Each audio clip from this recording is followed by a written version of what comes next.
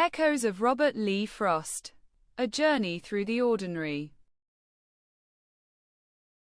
Listen to the story carefully. Story 28. My Butterfly. I spotted it at sunrise, wings trembling on a wildflower, colors brighter than any morning I'd seen. I crouched slowly, hands still, heart quiet, afraid to scare it away.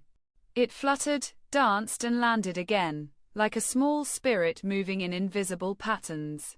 I whispered nonsense, thinking maybe it could hear me, tracing the air with my fingers, imagining every era of people pausing to watch such fragile beauty.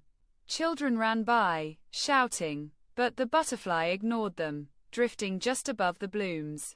I followed, careful, savoring each tiny flight, until it rose and vanished over the hill, leaving me smiling, empty-handed but full.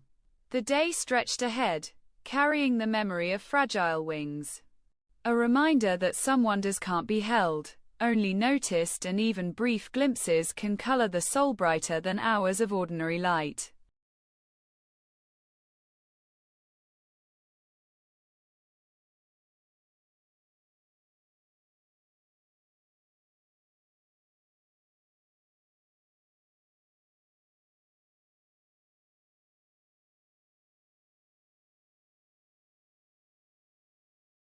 Now listen to the poem.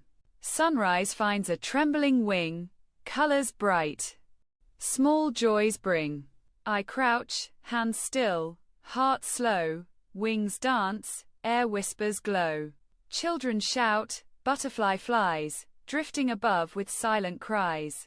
I follow, careful, savor flight. Moments fleeting, pure delight.